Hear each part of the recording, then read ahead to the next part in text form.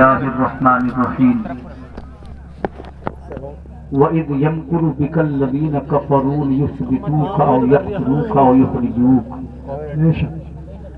أَوْ يُخْرِجُوكَ وَيَمْكُرُونَ وَيَمْكُرُ اللَّهُ وَاللَّهُ خَيْرُ الْمَاكِرِينَ آمنت باللہ صدق اللہ مولانا العظیم۔ 11:20 ہو چکے ہیں، سبحان اللہ۔ لیکن چونکہ مجھے وقت لمٹ کے ساتھ دیا گیا اس لیے میں نے تعارف نہیں کرایا، معذرت چاہتا ہوں۔ چند منٹوں میں آپ کے سامنے حاضر ہوں، اللہ ہم سب کی حاضری کو قبول فرمائے۔ بغیر کنہیں تمہیدی کلمات کے درود پاک پڑھیں۔ اللہم صلی علی سیدنا و شفیعنا و نبینا و مولانا محمد مبارک وسلم صلاۃ و سلام علیک یا رسول اللہ۔ امام اہل سنت فرماتے ہیں کروں تیرے نام پہ جاں فدا، بس جان کیا دو جہاں فدا، دو جہاں سے بھی نہیں جی بھرا، کروں کیا کروڑوں جہاں نہیں، بلغ العلا بکمالہ کشفت دجا بجمالہ، حسنت جمیع خصالہ صلو علیہ وآلہ۔ وہ شاعر کہتا ہے اسلام تھا اسلام ہے اسلام رہے گا، قرآن تھا قرآن ہے قرآن رہے گا، اسلام کی گردن پر حسین ابن علی کا احسان تھا احسان ہے احسان رہے گا۔ اور میرا امام کہتا ہے اللہ کی سرتاب قدم شان ہے یہ، انسان نہیں انسان وہ انسان ہے یہ، قرآن تو بتلاتا ہے ایمان ان کو، ایمان یہ کہتا ہے میری جان ہے یہ، ایمان یہ کہتا ہے میری جان ہے یہ۔ حضرات میں نے آپ کے سامنے کلام اللہ کی آیت کو پڑھا، اللہ کلام پاک میں فرماتا ہے میرے محبوب یاد کرو اس وقت کو جب مکہ کے لوگ آپ کو مکہ سے نکالنا چاہتے تھے، آپ کو قید میں ڈالنا چاہتے تھے، ان کی دشمنی کا حال یہ تھا وہ آپ کو قتل کر دینا چاہتے تھے، اور وہ اس چیز کے لیے مشورے کر رہے تھے، خفیہ تدابیر کر رہے تھے، اور اللہ اپنی تدبیر کر رہا تھا۔ کون ہے جو اللہ سے بہتر تدبیر کرنے والا ہو؟ حضرات اس آیت مبارکہ میں ہمیں قرآن نے بتایا، ہم یہ نہ سمجھے کہ ہماری زندگی بڑی مشکل ہے۔ اگر دور حاضر کو دیکھا جائے تو مسلمان یہ سمجھ رہا ہے میری زندگی بڑی مشکل ہے، اگر میں بولتا ہوں تو مجھ پر مقدمات لگا دیے جاتے ہیں، اگر میں اذان پڑھتا ہوں تو مجھے اریسٹ کر لیا جاتا ہے، اگر میں کلمہ شہادت پڑھتا ہوں تو لوگ مجھ پر ظلم کرتے ہیں۔ خدا کی قسم ہماری زندگیاں کتنی بھی پریشان کن ہوں، مگر جو زندگی مصطفیٰ نے مکہ کی سرزمین پر گزاری وہ زندگی اتنی پریشانی والی زندگی تھی، ایسی ایسی تکالیف مصطفیٰ نے مکہ میں گزاری۔ اللہ اکبر، تصور تو کرو جس شہر میں کعبۃ اللہ ہو، نبی کو ظلم کی وجہ سے اس شہر کو چھوڑنا پڑ گیا، جس شہر میں اللہ اکبر صفا مروہ کی پہاڑیاں ہو، مصطفیٰ کو اس شہر کو چھوڑنا پڑ گیا۔ اللہ اکبر، اگر تم چاہتے ہو ہماری زندگی آسان ہو جائے تو مصطفیٰ کی زندگی کی تکالیف کو دیکھو، اپنی تکلیف سے کچھ نظر نہیں آئیں گی۔ اللہ کی قسم زمانے کی گردشوں سے ڈرنا نہیں ہے، یاد رکھو جب اللہ رب العزت آسانیاں پیدا کرتا ہے تو ظالموں کو مٹا دیا کرتا ہے۔ آج ہمارے سامنے ہی مشکلیں نہیں ہے بلکہ ابراہیم علیہ السلام کے سامنے بھی مشکلیں تھی، حضرت اسماعیل کے سامنے بھی مشکلیں تھی، حضرت موسیٰ کلیم اللہ کے سامنے بھی مشکلیں تھی۔ لوگ سمجھتے تھے نمرود اسلام کو مٹا دے گا، مگر دیکھ لو نمرود مٹ گیا، اللہ کا اسلام آج بھی زندہ ہے۔ لوگ سمجھتے تھے موسیٰ کلیم اللہ کو مٹا دیا جائے گا، فرعون مٹ گیا، مگر اللہ کا دین آج بھی زندہ ہے۔ جب ابراہیم خلیل اللہ کے سامنے نمرود نہ ٹک پایا، موسیٰ کے سامنے فرعون نہ ٹک پایا، تو آج کی طاغوتی طاقتوں کی کوئی اوقات نہیں ہے، کوئی اہمیت نہیں ہے۔ بس اللہ کی ذات سے امید رکھو، اے پروردگار عالم راستے بند ہو چکے ہیں، کوئی امید نہیں ہے۔ میرے نبی فرماتے ہیں جب تمام راستے بند ہو جائے تو اللہ کو پکارو، کیونکہ جب کوئی کام نہیں آتا تو خدا کی رحمتیں کام آتی ہے۔ خدا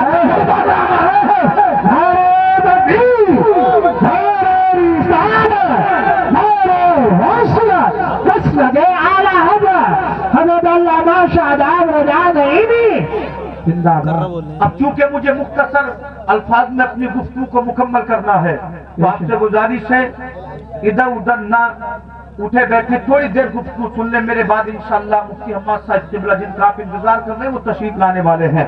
अल्लाहू अकबर। मेरे आका करीम की जिंदगी को देखें। आज यही मेरा मौजू है कि मुस्तफा की जिंदगी कैसी थी। इसी के मुताल्लिक मैं आपसे जो भी गुफ्तगू करूंगा इसी के तहत होगी। मेरे नबी का पहला इम्तिहान ये था कि अभी आपका इस दुनिया में आए नहीं है कि आपके वालिद का इंतकाल हो गया। आप सोचे तो सही उस बच्चे का क्या हाल होता है जिस बच्चे का बाप बचपन में इंतकाल कर जाता है। आका ने अपने बाबा की एक झलक तक नहीं देखी। माँ के शिकम में मौजूद थे, परवान चल रहे थे कि आपके बाबा का इंतकाल हो गया। इसलिए मेरे नबी इरशाद फरमाते हैं, ऐ लोगों यतीमों का माल न खाया करो, ऐ लोगों यतीमों को सताया ना करो, यतीमों से प्यार करो। यतीमों से प्यार करना मुस्तफा की सुन्नत है। मेरे नबी फरमाते हैं, अगर तुम्हें कोई यतीम नजर आए तो उसके सर पे प्यार से हाथ रख दो। हाथ के नीचे जितने बाल आएंगे अल्लाह हर बाल के बदले में तुम्हें सवाब अता फरमाएगा। और दूसरी हदीस में मुस्तफा करीम इरशाद फरमाते हैं, मेरे नबी ने इरशाद फरमाया, ऐ लोगों यतीम की शान ये है, अगर तुम्हारा बच्चा तुम्हारे सामने हो और कोई यतीम तुम्हारे सामने खड़ा हो तो खुदा न किसी यतीम के सामने अपने बच्चे से प्यार न करना। इसलिए यतीम के सामने बच्चे से प्यार करोगे उसे अपने बाप की शफ़क़त याद आ जाएगी, उसे अपने बाप का प्यार आ जाएगा और वो सोचेगा काश मेरा भी बाप जिंदा होता तो मुझे आगोश में उठा लेता, मेरा बाप जिंदा होता तो मुझसे प्यार करता। इसलिए यतीमों को बुरा न समझो, यतीमों को धुतकारो मत, यतीमों को गालियां मत दो, बल्कि यतीमों को अपने गले से लगा लो और मुआशरे में इज्जत के काबिल बना दो। अगर किसी यतीम से अच्छा सलूक किया, सलूक दुनिया में अच्छा करेंगे, अल्लाह आखिरत में जन्नत के चोरे अता फरमाएगा, जन्नत की नेमतें अता फरमाएगा। इसलिए कि मेरे नबी फरमाते हैं, जो यतीमों से प्यार करता है आमना का बेटा उस उम्मती से प्यार करता है। बाबा जिंदाबाद, नारे तकबीर, नारे रिसालत, नारे गौसियत, जिंदाबाद जिंदाबाद। मचल कर बोले सुभान अल्लाह। नबी का पहला इम्तिहान ये अभी वालिदा के शिकम में है कि वालिद का इंतकाल हो गया। आका करीम की उम्र 6 बरस की हुई। जब आपकी वालिदा आपके वालिद की कब्र पे पहुंची तो अल्लाह के हुक्म से आपकी वालिदा का इंतकाल हो गया। मोमिनो सोचो तो सही मुस्तफा ने कैसे बचपन गुजारा। माँ के शिकम में है, वालिद दुनिया से चले गए, उम्र 6 बरस की है, वालिदा दुनिया से चली गई। अल्लाह अकबर। ऐसे वक्त में आपके दादा ने मुस्तफा को अपने सीने से लगाया और कहा, मेरे पोते मोहम्मद फिक्र न करना, जब तक अब्दुल मुत्तलिब जिंदा है तो अब्दुल मुत्तलिब की आगोश में रहेगा। अल्लाह अकबर। अब्दुल मुत्तलिब ने आका को पालना शुरू कर दिया। अभी 2 साल का अरसा गुजरा था कि अल्लाह की मर्जी से जनाब अब्दुल मुत्तलिब का इंतकाल हो गया। जब तमाम जमाने में मुस्तफा के करीब रह लग पा गए, आपकी वालिदा दुनिया से चली गई, आपके वालिद दुनिया से चले गए, आपके दादा दुनिया से चले गए। ऐसे वक्त में जनाब अबू तालिब ने मेरे सरकार के सर पर हाथ रखा था और कहा था, भतीजे मोहम्मद तुझे परेशान होने की जरूरत नहीं है, अभी तेरा चाचा जिंदा है, अभी अबू तालिब जिंदा है। अल्लाह की कसम इस शान से अपने भतीजे को पाला। अगर खाते तो साथ में अपने भतीजे को मोहम्मद को खाना खिलाते, सफर में जाते तो मोहम्मद सल्लल्लाहु अलैहि वसल्लम को साथ लेकर जाते। इतनी मोहब्बत अपने बच्चों से नहीं थी जितनी मोहब्बत प्यारे मुस्तफा से थी। तो पता चला, ऐ लोगों, परवरदिगार आलम जिससे चाहता है, जिसकी चाहता है, परवरिश करा लेता है। मेरे सरकार अपने चचा के साथ रहते रहे। अल्लाह अकबर। वक्त गुजरता गया। एक दिन वो आया कि मुस्तफा करीम की उम्र 25 साल हो गई। सुभान अल्लाह। कितने साल बोले? 25 साल। उस दौर में लोगों का मानना यह था, लोगों की फिक्र, लोगों की ज़हनियत ये थी कि अगर किसी औरत के शोहर का इंतकाल हो जाता तो मक्का वाले उसे एक कमरे में बंद कर देते। 40 दिन उसी कमरे में खाती थी, 40 दिन उसी कमरे में पीती थी। अल्लाह अकबर। किस्मत से अगर बच जाती तो मक्का के लोग उसे ऊँटनी पर सवार करके अल्लाह अल्लाह उसके सर के बाल मूंद करके, उसके चेहरे पे कालक लगा करके, उसके दामन में ऊँट की बैंगनियां डाल दिया करते थे और मक्का के कूचे बाजार में घुमाया करते थे। कहते کہتے تھے یہ وہ منحوسہ ہے جس کی وجہ سے اس کے شوہر کا انتقال ہو گیا ہے.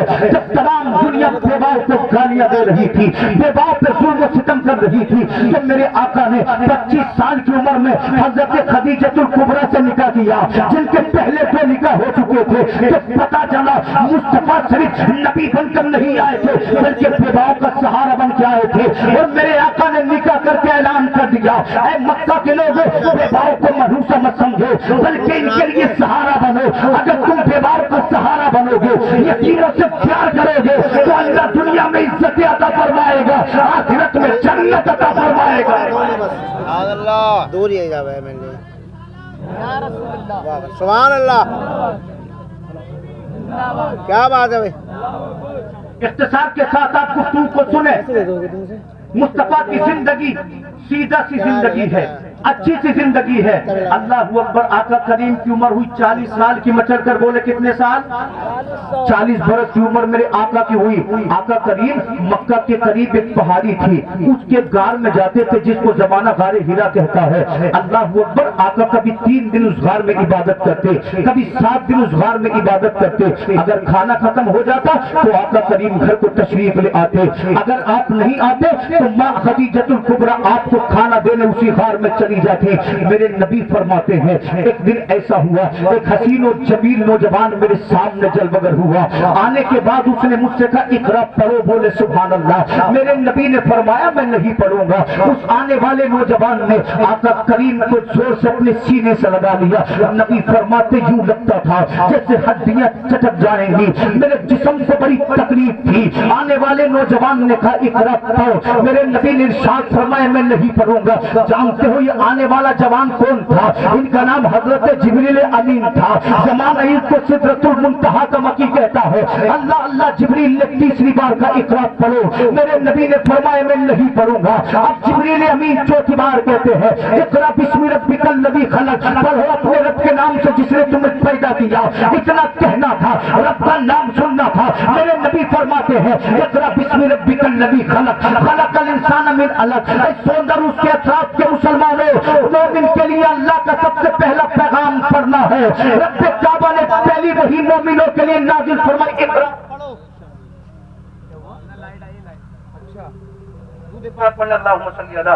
سیدنا مولانا محمد مبارک وسلم صلاۃ والسلام علیک یا رسول اللہ. اللہ نے سب سے پہلی وحی نازل فرمائی پڑھو. آپ دیکھیں تو صحیح, آج مسلمانوں میں ہر طریقے کے لوگ ملیں گے مگر پڑھنے والوں کی تعداد بڑی کم ہے. تعلیم کا فقدان ہماری قوم سے ہوتا جا رہا ہے. اے لوگوں, تعلیم کو اپنا زیور بناؤ, پروفیسر بنو, انجینئر بنو, بڑے بڑے پدوں پر فائز ہو جاؤ. اس لیے کہ دنیا علم کی عزت کرتی ہے. جب تمہارے سینے میں علم ہوگا, جب تمہارے بچے, ہمارے بچے پروفیسر بنیں گے, ہمارے بچے دینداری میں آگے آئیں گے, تو پھر زمانہ ہمیں چور نہیں کہے گا, زمانہ ہمیں آتنکی نہیں کہے گا, بلکہ دنیا یہ کہے گی کہ فلانا کمپنی کا CEO ایک مصطفیٰ کا غلام ہے, ایک مسلمان کا بیٹا ہے. اللہ کی قسم مصطفیٰ کریم ارشاد فرماتے ہیں اے میرے امتی, اگر تو چاہتا ہے کہ تجھے بلندیاں ملے تو اپنے سینے کو علم سے سجا لے. اس لیے کہ جس کا سینہ علم سے منور ہو جاتا ہے, جب تک وہ دنیا میں جیتا ہے اللہ اسے عزت عطا فرماتا ہے, اللہ اسے وقار عطا فرماتا ہے. اور جب یہ دنیا سے جاتا ہے تو اللہ اس کی قبر کو روشن کر دیتا ہے. تو مومنو, آدھی روٹی کھاؤ, اپنے بچوں کو پڑھاؤ, کیونکہ بچے اگر تعلیم سیکھیں گے تو دنیا بھی عزت کرے گی اور حشر کے میدان میں بھی کامیاب نظر آئے گا. نعرہ تکبیر, نعرہ رسالت, نعرہ غوثیت, مسلک اعلی حضرت فیضان اعلی حضرت حضرت مولانا شاداب رضا صاحب کی نعیمی, علماء اہل سنت. میرے آقا غار ہیرا سے گھر کو تشریف لائے. آنے کے بعد کہتے میرے گھر والوں مجھے کمبل اڑا دو. آقا کریم کو کمبل اڑا دیا گیا. اللہ اکبر. نبی فرماتے اے خدیجہ, مجھے یوں لگتا ہے جیسے میری جان کو خطرہ ہو. اتنا سننا تھا. حضرت خدیجۃ الکبریٰ نے مسکرا کر کہا ایسا نہیں ہو سکتا, اس لیے کہ آپ یتیموں سے پیار کرتے ہیں, آپ بیواؤں کا سہارا ہیں, آپ محنت کر کے غریبوں میں پیسے تقسیم کر دیتے ہیں, آپ نے کبھی کسی کا برا نہیں کیا. جب آپ آپ نے کسی کا برا نہیں کیا تو اللہ بھی آپ کے ساتھ برا نہیں فرمائے گا.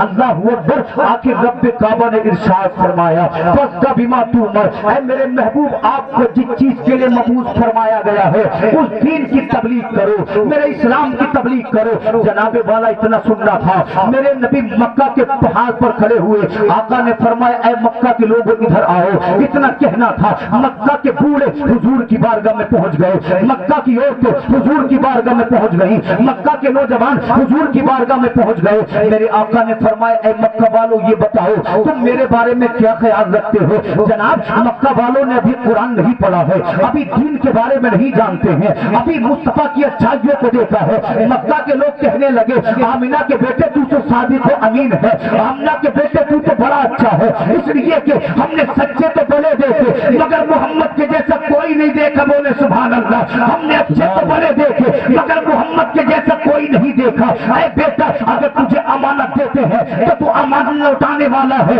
اگر تیرے عزت کرتے ہیں تو تو لوگوں کو عزتیں دینے والا ہے, تو یتیموں کا سہارا ہے. میرا امام بریلی سے پکارتا ہے سرور کہوں کے مالک مولا کہوں تجھے, باغ خلیل کا گل زیبا کہوں تجھے. اللہ نے تیرے جسم منور کی تابش ہے, اے جانے جانے جانے تجلا کہوں تجھے. آخر رضا نے ختم سخن اس پہ کر دیا, خالق کا بندہ خلق کا آقا کہوں تجھے. سبحان اللہ. نعرہ تکبیر, نعرہ رسالت, نعرہ حیدری, نعرہ غوثیت, مسلک اعلیٰ حضرت علماء اہل سنت. سبحان اللہ. سبحان خالق کا بندہ خلق کا آقا کہوں تجھے.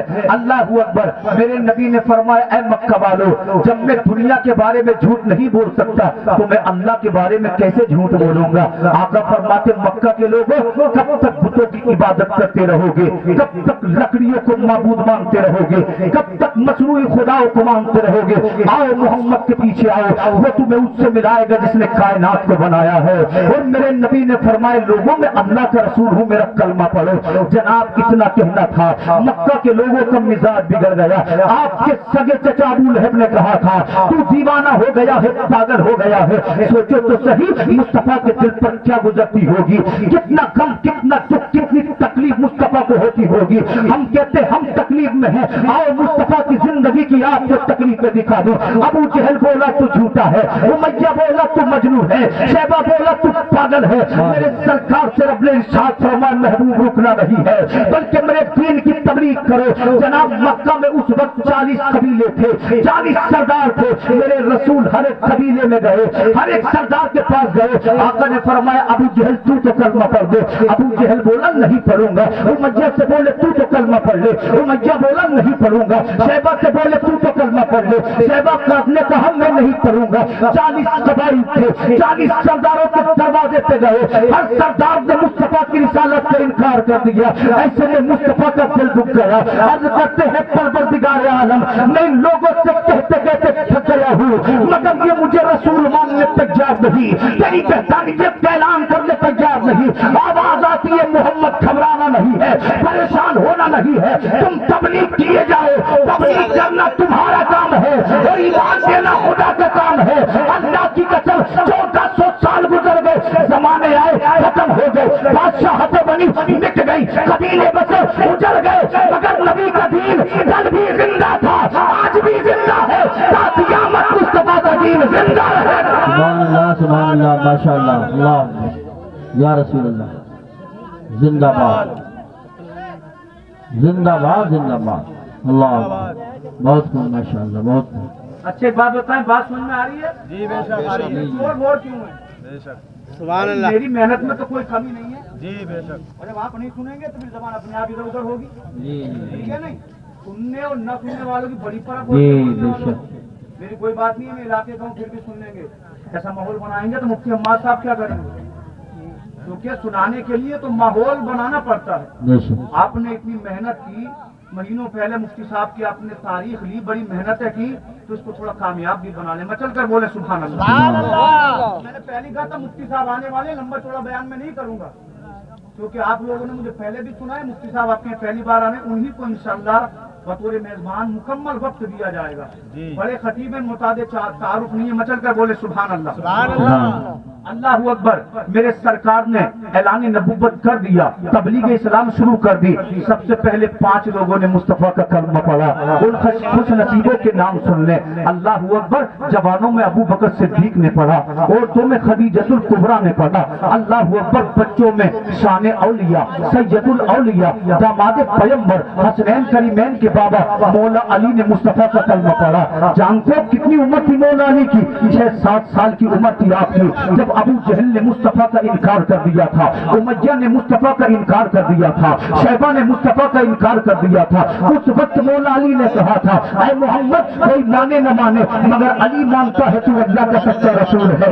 اللہ کی قسم، وہ سب سے پہلے جس نے جماعت کی نماز مصطفیٰ کے پیچھے پڑھی اس کا نام مولا علی ہے۔ تو پتہ چلا رب عمر نہیں دیکھتا، جو بھی رب کو مانتا ہے اللہ اس کو بلندیاں دیتا ہے، اللہ اس کو مولا علی بنا دیتا ہے۔ نعرہ رسالت، نعرہ غوثیت، مسلک اعلی حضرت خطیب ہندوستان حضرت علامہ مفتی حماد رضا صاحب قبلہ، علماء اہل سنت جو سڑک پہ ہیں وہ بھی اندر آ جائیں۔ نعرہ تکبیر، نعرہ رسالت، حضرت علامہ مفتی حماد رضا صاحب قبلہ، علماء اہل سنت۔ ہم تو کھڑے ہیں۔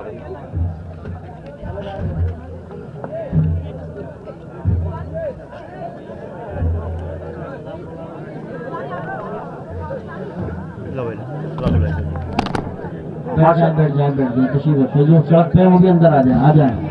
ماشاءاللہ دیکھ رہے ہیں آسمانی خطابت کے درخشندہ ستارے جن کو اللہ نے بڑی شہرتیں بلندیاں عطا فرمائی ہیں، ہمارے ممبر پر آ چکے ہیں، ہمارے بھائیوں میں ہیں۔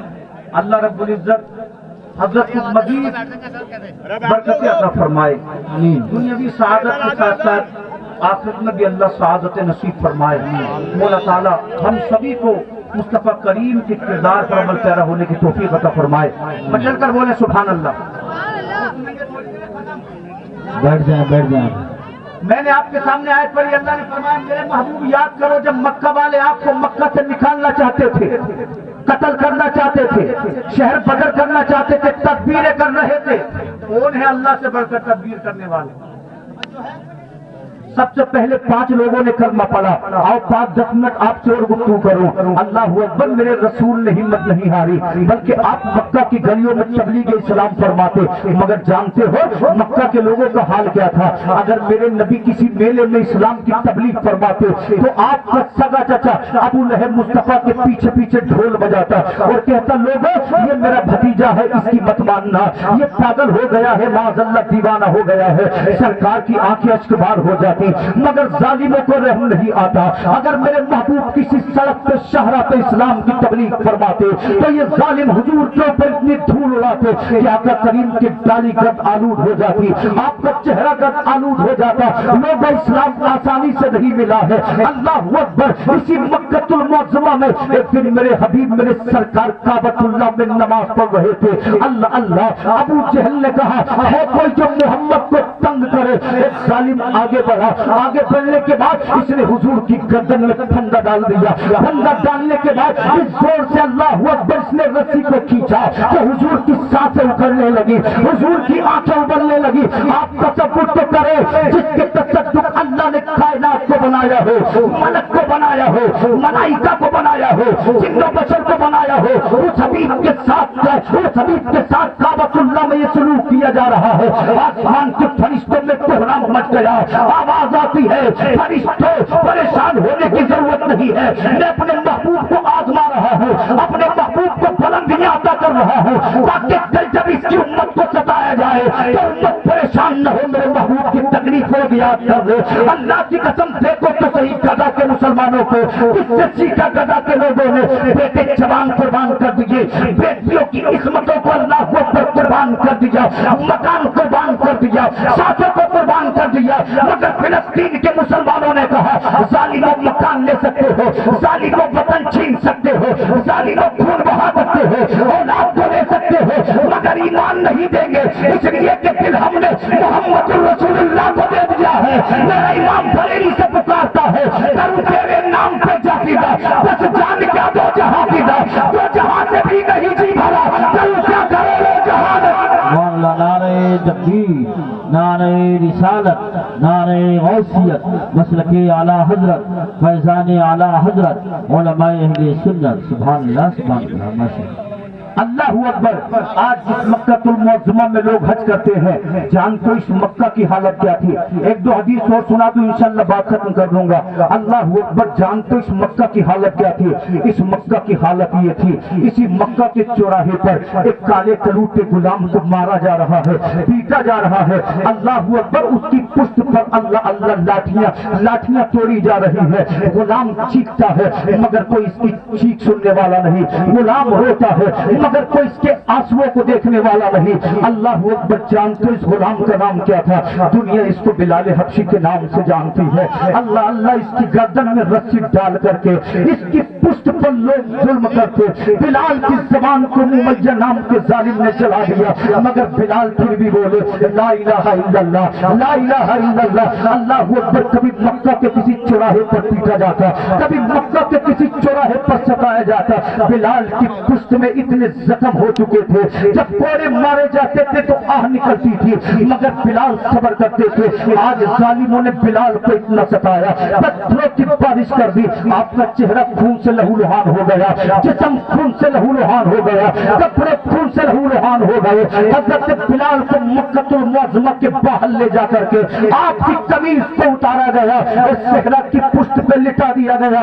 لوگوں ان سے پوچھنا جنہوں نے مکہ کے صحرا کو دیکھا ہے، جب حضرت بلال کو لٹایا گیا، دل چاہتا تھا بلال رو دے، دل چاہتا تھا بلال چیخ دے، مگر ایمان کہتا تھا بلال رونا نہیں ہے، بلال چیخنا نہیں ہے. اس لیے کہ خدا تجھے آزما رہا ہے، مصطفیٰ تجھے آزما رہے ہیں. جتنی تکلیفیں اٹھائے گا اتنا ہی خدا کا قریب ہو جائے گا. اللہ کی قسم ظالموں نے کہا بتا بلال جان دے گا یا ایمان دے گا؟ تو بلال کہتے تھے ظالموں آزما کر دیکھ لو، جسم سے گرنے والا خون کا آخری قطرہ رہے گا. اگر بلال جیے گا تو مصطفیٰ کے لیے، بلال مرے گا تو مصطفیٰ کے لیے. میرا امام کہتا ہے ضرور تیرے نام پہ جا فدا، بس جان کیا دو جہاں فدا، دو جہاں سے بھی نہیں جی بھرا، ضرور کیا کروڑو جہاں.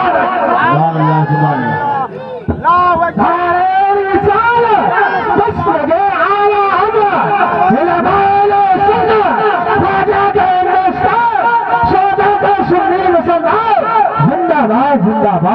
اللہ. ظالم بولے بلال مانے گا نہیں، دے دوں گا مگر ایمان نہیں دوں گا. سبحان اللہ. حضرت بلال سے کہا مانے گا نہیں. بلال بولے جان حاضر ہے، ایمان سے سودا نہیں کروں گا. اللہ اللہ. مکہ کے ظالموں نے قریب میں پڑا ہوا پتھر اٹھایا، پتھر بڑا وزنی تھا. حضرت بلال کے ہاتھ پیروں پہ پیر رکھ دیے گئے. بلال نے اٹھنا چاہا، اٹھنے نہ دیا گیا. اس وزنی پتھر کو حضرت بلال کے سینے پر رکھ دیا. اللہ اکبر. ایسا ظلم آسمان نے کبھی دیکھا نہ تھا، زمین نے کبھی دیکھا نہ تھا. آسمان چیخنے لگا، زمین تھرانے لگی، مگر مکہ کے کفار کو بلال پہ خیال نہیں آیا. اللہ اکبر. وزنی پتھر کی وجہ سے حضرت بلال کی آنکھیں ابلنے لگی، آپ کی زبان باہر کو آ گئی، آپ کی سانسوں کی ٹوٹ ٹوٹنے لگی. ظالموں نے سوچا بلال انتقال کر گئے ہیں، بلال ہلاک ہو گیا ہے. اللہ اکبر. پتھر کو ہٹا دیا گیا، مگر فانوس بن کے جس کی حفاظت ادا کرے وہ شمع کیا بجھے جسے روشن خدا کرے. جب پتھر کو ہٹایا گیا تو بلال کی سانسوں میں سانسیں آئی، بلال کی جان میں جان آئی. حضرت بلال کو جب ہوش آیا، آپ کی سانسوں کا تسلسل ٹھیک ہوا تو بلال کہنے لگے لا الہ الا اللہ محمد الرسول اللہ. بھیا بولا ہاتھ میرا ہے، کلمہ محمد کا پڑھتا ہے، زبان کاٹ لوں گا، آنکھیں نکال لوں گا، ہاتھ پہ توڑ ڈالوں گا. تو جانتے ہو مصطفیٰ کا غلام کیا بولا تھا؟ امیہ تکبر مت کر، گھمنڈ مت کر، آج تیری باری ہے، کل بلال کی باری آئے گی. آج تو طاقتور ہے، کل خدا بلال کو طاقت دے گا. حضرت بلال نے کہا تھا آنکھیں تیری ہے تو لے لے، زبان تیری ہے تو لے لے، ہاتھ تیرے ہے تو لے لے، پیر تیرے ہے تو لے لے، مگر پتا دل کا کیا کرے گا؟ دل کو بلال نے محمد رسول اللہ کو دے دیا ہے. میرا امام کہتا ہے دشمن احمد پہ شدت کیجئے، ملحدوں سے کیا مربت کیجئے. تیرے غلاموں کا نقش قدم ہے راہ خدا، وہ کیا بہت سکے تو یہ سراغ لے کے. زندہ باد. جو میں نے آیت پڑھی تھی اس کے تحت میری بات سن لو اور انشاءاللہ میں اپنی جگہ لیتا ہوں. جب کفار نے دیکھا کہ مسلمان مرنے تیار ہے، کرنے تیار ہے، صحیح بولتے ہیں بہت بڑھیا بول رہے تو ہیں دارul نضوہ جو مکہ کا پنچایت گھر تھا، نہیں مفتی صاحب آ چکے کافی ہے، دارul نضوہ جو مکہ کا پنچایت گھر تھا، لوگوں نے پنچایت بٹھا لی، بولے سبحان اللہ۔ 40 قبائل کے مکہ میں سب سردار آئے، جو پیسے والے تھے پیسے والے آئے، جو عزت والے تھے عزت والے آئے، اور ایک بوڑھا بھی آیا کمبل لپیٹ کر۔ لوگوں نے پوچھا بھائی تو کون؟ بوڑھا کہنے لگا میں شیخ نجد ہوں۔ اور علماء فرماتے ہیں شیخ نجد نہیں تھا بلکہ ابلیس تھا۔ کون تھا؟ ابلیس تھا۔ لوگوں نے پوچھا تو کون بھائی؟ تو کہا میں نجد سے چل کر آیا ہوں، شیخ نجد ہوں۔ تمہارا کیا کام ہے؟ میں بھی مشورہ دوں گا محمد کو کیسے مٹایا جائے۔ آج بھی لوگ کوششیں کر رہے ہیں، لوگ کہہ رہے ہیں کہ مسلمان مٹ جائیں گے، مسلمان مٹ جائیں گے۔ رب نے کہا ان الدین عند اللہ الاسلام، بے شک دین اسلام ہے، اسی کو بقا ہے، یہی رہے گا، سب ختم ہوں گے مگر اسلام باقی رہے گا۔ اسلام تیرا میرا محتاج نہیں ہے، خدا کا دین ہے۔ چنگیز نے جب مسلمانوں پہ حملہ کیا، لوگ سوچتے تھے اسلام مٹ جائے گا، اللہ نے اسی کی اولاد کو مسلمان بنا دیا۔ سبحان اللہ، بہت خوب۔ اگر میں کوئی غلط قدم اٹھا لوں تو میری غلطی سے اسلام مٹ نہیں جائے گا، میں اپنی عزت کھو دوں گا، اپنا وقار کھو دوں گا، مجھ پہ لوگوں کی لعنتیں ہوں گی، مگر اسلام پھر بھی جائے گا۔ بے شک سبحان اللہ۔ اسلام پھر بھی جو لوگ کہہ رہے وقت بورڈ میں اچھائیاں ہیں، ان غداروں کو بتا دو تم مٹ جاؤ گے، واہ مگر اسلام زندہ رہے گا۔ جی بے شک۔ تو پنچایت گھر میں مشورے ہونے لگے۔ ابو البختری نے کہا ایسا کرو محمد کو قید کر دو۔ آخری بات ہے ادھر دیکھو، توجہ کرو۔ کیا کہا؟ محمد کو قید کر دو۔ جب قید میں رہے گا تو قرآن کسی کو سنا نہیں پائے گا، کسی سے بات کر نہیں پائے گا، تو اسلام مٹ جائے گا۔ یہ 1500 سال پہلے کی میں بات کر رہا ہوں۔ تو شیطان بولا بڑی غلط بات ہے تیری۔ کہا کیا مطلب؟ تو شیطان بولا محمد کے دیوانے اتنا پیار کرتے، مصطفیٰ سے جان دے دیں گے مگر محمد کو قید میں نہیں رہنے دیں گے۔ کتنا پیار ہوگا۔ شیطان دے رہا ہے ان کی محبت کی گواہی کہ جان دے دیں گے مگر قید میں نہیں رہنے دیں گے۔ ایک دوسرا مشرک کھڑا ہوا، کہنے لگے ایک کام کر دو، محمد کو مکہ سے نکال دو۔ جب محمد مکہ سے چلا جائے گا تو لوگ قرآن نہیں سنیں گے، تبلیغ اسلام نہیں سنیں گے، تو اسلام مٹ جائے گا۔ شیطان بولا یہ بھی تمہاری بات نہیں مانی جائے گی، اس لیے تم جانتے نہیں ہو محمد کی آواز میں کیسا جادو ہے، ان کی بات میں کیسا اپناپن ہے، جس سے بات کرتا ہے اسے اپنا بنا لیتا ہے۔ جہاں قرآن پڑھے گا اسلام کے باغ اسلام کے پھل پھولنے لگیں گے، وہی جگہ اسلام کی راجدھانی بن جائے گی۔ اپنی باتیں ہو رہی ہے کہ اتنے میں ابو جہل کھڑا ہوا جو مصطفیٰ کا سب سے بڑا دشمن تھا، کہنے لگا میں بھی مشورہ دوں۔ لوگ بولے تم بھی مشورہ دو۔ ابو جہل بولا مکہ میں 40 قبائل ہے، ہر قبیلے سے ایک بہادر نوجوان کو اکٹھا کیا جائے جو شجاع بھی ہو بہادر بھی ہو، اور ایک ساتھ سب محمد پہ تلواریں چلائے، محمد کو معذن ٹکڑوں میں بانٹ دے۔ جب 40 قبیلے ایک ساتھ قتل کریں گے تو قریش اس کا ساتھ نہیں لے پائیں گے، جنگ نہیں کر پائیں گے، تھوڑے سے پیسے دے دیں گے، بات ختم ہو جائے گی۔ میرا رب کی رحمتیں مسکرائی اور اللہ نے وحی نازل فرمائی، وَإِذْ يَمْكُرُ بِكَ الَّذِينَ كَفَرُوا لِيُثْبِتُوكَ أَوْ يَقْتُلُوكَ أَوْ يُخْرِجُوكَ۔ محبوب یاد کر جب دارالندوہ میں ابو جہل بھی بیٹھا تھا، امیہ بھی بیٹھا تھا، شیبہ بھی بیٹھا تھا، اور وہ کہتے کہ محمد کو قید کر دیا جائے، محمد کو در بدر کر دیا جائے، محمد کو قتل کر دیا جائے۔ ادھر کفار میٹنگ کر رہے تھے، ادھر جبریل مصطفیٰ کی بارگاہ میں جبریل نے آ کر کہا اللہ نے آپ کو سلام کہا۔ سبحان اللہ۔ کا کیا حکم ہے؟ کہ حضور میٹنگ ہو رہی ہے، رب چاہتا ہے آپ مکہ چھوڑیں مدینہ کو ہجرت کریں، اللہ مدینہ کو اسلام کی راجدھانی بنائے۔ جی سبحان اللہ۔ کی جگہ کو بولو آج بھی مدینہ اسلام کی راجدھانی ہے۔ ادھر میٹنگ ہو رہی ہے، آقا نے فرمایا آگے کا حضور ابو بکر صدیق کے گھر جائیں۔